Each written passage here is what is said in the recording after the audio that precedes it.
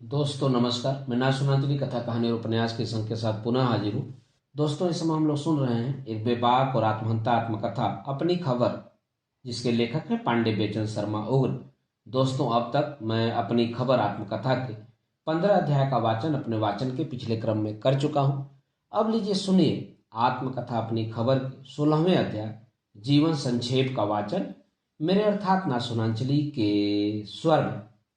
सन 1921 ईस्वी में जेल से आने के बाद नितांत गरीबी रेट पर आज मैं सन 1924 के मध्य तक राष्ट्रीय आंदोलन के पक्ष में प्रचारात्मक कहानियां, कविताएं, गद्य काव्य, एकांकी, व्यंग और विनोद बराबर लिखता रहा।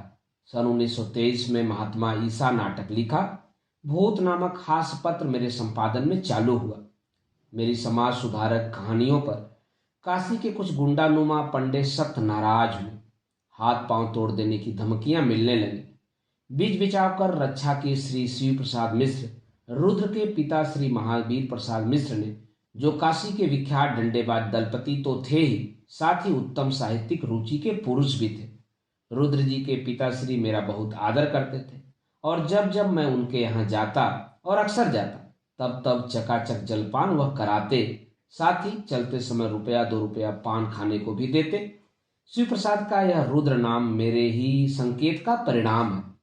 सन 1924 के मध्य तक मैं हिंदी में काफी चमकीला बन चुका था, लेकिन जीवन यापन भर रुपए काशी में कमाना संभव नहीं था। इस सन मैं काकनाडा कांग्रेस में भी शामिल हुआ था। वहां से कलकत्ता लौटने पर एक मित्र के साथ मतवाला मंडल देखने गया। मतवाला में मेरी भी कई रचनाएं प्रकाशित हो चुकी थी। सन 1924 में ही मतवाला मंडल से ही पहले पहल आचार्य शिव पूजन सहाय और निराला जी से मेरा आकर्षक परिचय हुआ था।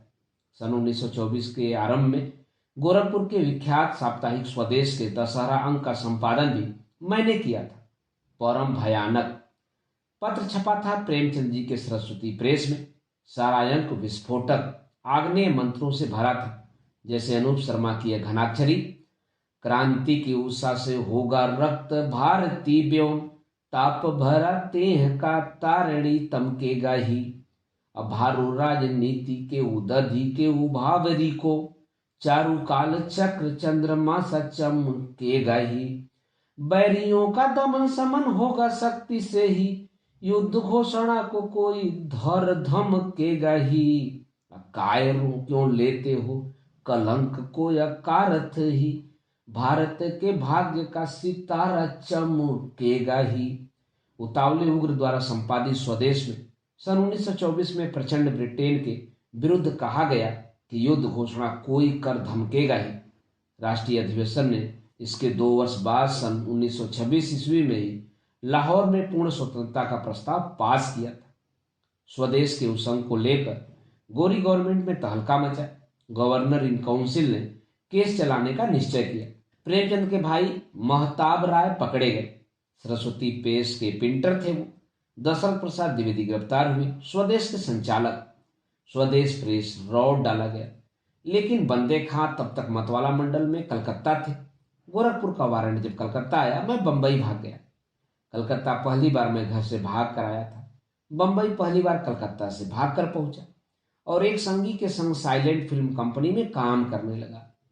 पीछे वारंट था दफा 124 से बादशाह के विरुद्ध राजद्रोह, इसको अंग्रेजी में कहते हैं डिसअफेक्शन, लेकिन सामने थी बंबई फिल्म कंपनी, शराब, कबाब और जनाब क्या बतलाऊं।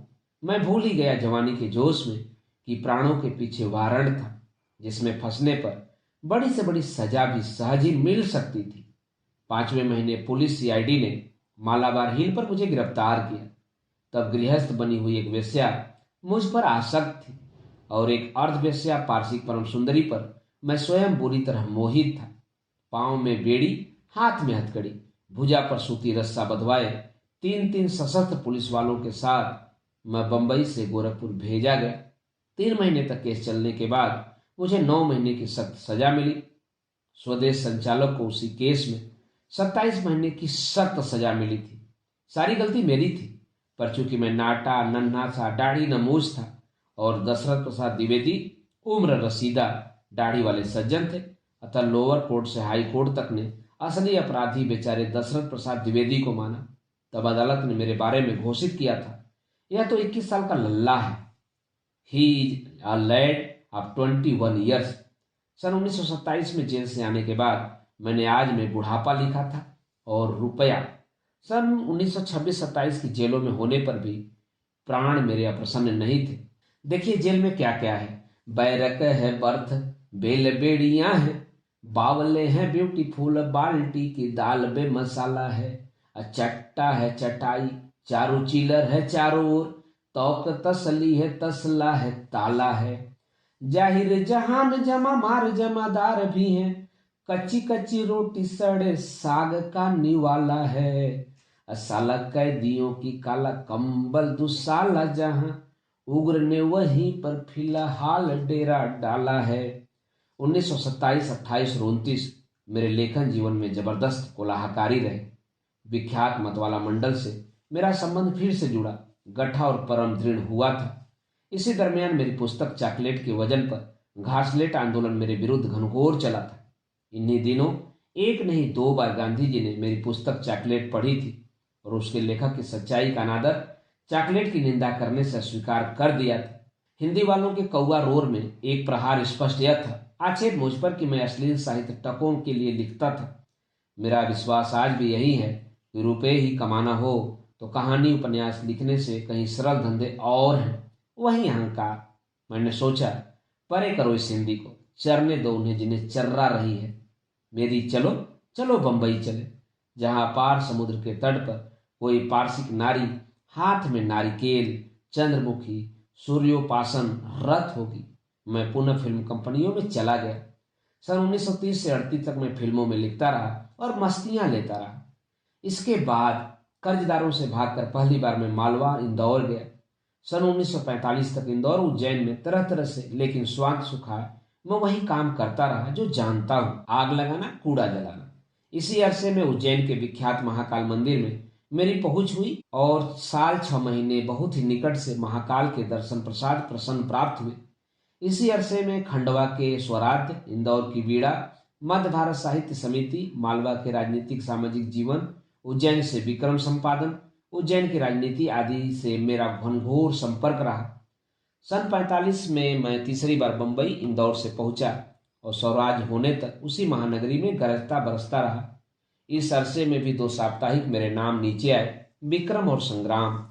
स्वराज होते ही उत्तर प्रदेश लौटा और मिर्जापुर से मतवाला का संपादन करने लगा। सन 1950, 51, 52 कलकत्ते में बहुत बुरी तरह कटे। 1953 के अंत में दिल्ली आया। दिल्ली सब्जी मंडी, पंजाबी बस्ती में रहा 7-8 महीने, फिर 3 साल से ज्यादा लोधी बस्ती में रहा। 3 ही वर्षों में इधर जमुना पार कृष्णनगर में रह रहा हूं। सागर विश्वविद्यालय आजकल उग्र पर रिसर्च करा रहा है, उसी हनुमान चालीसा चुराने वाले पर। दोस्तों अब लीजिए सुनिए आत्मकथा अपनी खबर के अंतिम अध्याय असंबल गान का वाचन मेरे अर्थात ना सोनांचली के स्वर में। उपदेशक, तेरी कंथा के कोने में कुछ संबल या संशय है, अरे पथि खोने में तेरी यदि कुछ न हो ठहरता जाना, कंथा अपनी भरता जाना, करम दिखाइन बाजारों में कुछ धरता कुछ हरता जाना, करता जा खिलवाड़ मरता, पड़ नस्वरता के टोने में तेरी कंथा के कोने में। दूर देश तुझको जाना है, पथ के ध्रुव दुख सुख पाना है, अरे गुनगुना इतना गाना, पढ़ना है आगे रोने में तेरी कंथा के कोने में। बीहड़ बाट हाट से आगे जा मत मुस्का मत भय त्यागे, गिरी गिहवर नद निर्झर झर हैं, पछताएगा यंत भागे, खो देगा अपने को पागल, होती हंसी यहाँ खोने में तेरी कंथा के कोने में। राही, खो जाने का ही तो डर है, इसीलिए संबल संचय में, संशय है कुछ कोर कसर है, खो जाने का ही तो डर है, इसीलिए यह कंथा खाली, मलिन मुखी गलिता यति काली, लाद पीठ पर नाच नाचता, गाता आशा वारी निराली, इसीलिए यह गाल बजाता, इसीलिए यह सूना स्वर है, खो जाने का ही तो डर है। दूर देश से मैं आता हूँ, सच है दूर देश जाता हूँ, किंतु जिसे पाता हूँ पथ में, खोने ही वाला पाता हूँ। सुना मिट घट गए घनेरे, यह घटिया घाटों का घर है, हो जाने का ही तो डर है। यह गिरिवर, यह नदी मनोहर, वक्ष फुलाकर कलकल गाकर, जाते दूर सुदूर नील दिशी, संबल की यह भूल भुलाकर। इसीलिए इन बाजारों की नहीं मुझे अब खाक खबर है, खो जाने का ही तो डर है, खो जाने का ही तो डर है। परिचय। महाराज युवराज सरदार जरदार, जुआ खेलने के लिए जुड़े राज दरबार। सोनापुर राज की वसुंधरा थी रत्नमयी, और थी खिलाड़ियों को कौड़ियों की दरकार। किंतु उस देश में वराटिका मिली न एक, खोज खोज हारे खास दास 10 बार। अभागे की परीक्षा में प्रतीक्षा में सभी थे जब, भिक्षा मांगने को पहुंचा मैं तभी राजद्वार। अब मेरे पात्र में थी चंद्र कौड़ियां जिन्हें बिलोक, चंद्र कौड़ियों पर टूटे सरदार जरदार। चंद्र कौड़ियों को ललचाने हीरा मणि आए, चंद्र कौड़ियों के महाराज थे तलबगार। अब मैंने कहा ज्ञान से तमक तान मस्तक को, तो मैंने कहा ज्ञान से तमक तान मस्तक को, भाग्यवान दान दूंगा मांगो हाथ तो पसार। अब भीख लेके जीते वे मैं दान दे के हार के गया मैं जीत के गए वो हार। दोस्तों यहीं पर एक बेबाक और आत्महंता आत्मकथा अपनी खबर समाप्त होता है। दोस्तों यह आत्मकथा आपको कैसी लगी, अपनी प्रतिक्रिया अवश्य कमेंट बॉक्स में लिख कर दीजिएगा।